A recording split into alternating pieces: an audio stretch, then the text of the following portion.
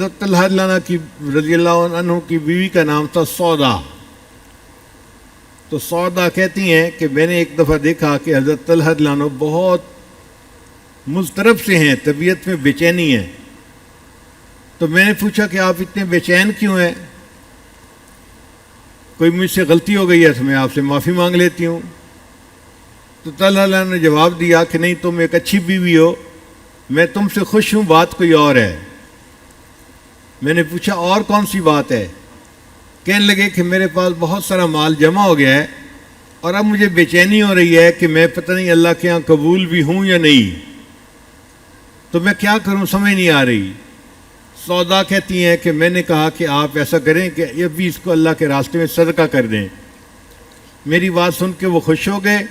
انہوں نے اس وقت مدینہ کے غریبوں کو بلایا اور 4 لاکھ ریال انہوں نے صدقہ کر دیے.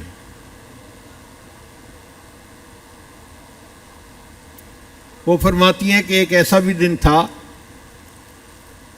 کہ حضرت طلحہ رضی اللہ تعالیٰ عنہ نے 1 لاکھ درہم صدقہ کیے اور اس دن میں نے ان کے کپڑے پر ان کو پیوند لگا کر دیے. اپنی ذات کے لیے کپڑے پر پیوند لگا ہوا ہے کہ جو کپڑا پہن رہے ہیں، اور اسی دن 1 لاکھ ریال اللہ کے راستے میں صدقہ بھی کر رہے ہیں. ایک مرتبہ انہوں نے زمین بیچی اور اس پر ان کو 7 لاکھ ریال ملے زمین بیچنے پر، چونکہ وہ کاشتکار تھے، ایگریکلچرسٹ تھے، زمیندار تھے. تو 7 لاکھ ریال میں ان کی زمین بکی. تو اس پوری رات ان کو نیند نہیں آئی کہ میرے پاس 7 لاکھ ریال ہے، اگر موت آ گئی تو میں اللہ کو کیا منہ دکھاؤں گا. پوری رات سو نہیں سکے، پوری رات جاگتے گزار دی.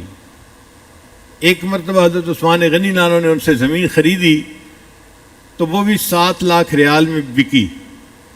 انہوں نے 7 لاکھ ریال حضرت عثمان غنی سے لیے اور وہیں بیٹھے بیٹھے سارے پیسے غریب مسلمانوں کے اندر تقسیم کر دیے. چنانچہ ان کو طلحہ الخیر، طلحہ الجواد اور طلحہ الفیاض ان کو کہا کرتے تھے، ان کے نام تھے. ایک مرتبہ ایک پہاڑ کے دامن میں انہوں نے کنواں خریدا اور اس خوشی میں صحابہ کرام کی دعوت کی. سب صحابہ کو بلایا اور جتنے آئے ان سب کو بڑا اچھا کھانا کھلایا. تو کھانا کھانے کے بعد نبی علیہ السلام نے فرمایا، طلحہ اللہ تعالیٰ نے تمہیں بہت فیاضی عطا فرمائی ہے. اب جن کی فیاضی کی تعریفیں نبی علیہ السلام فرمائیں، آپ سوچیں وہ کتنے سخی انسان ہوں گے.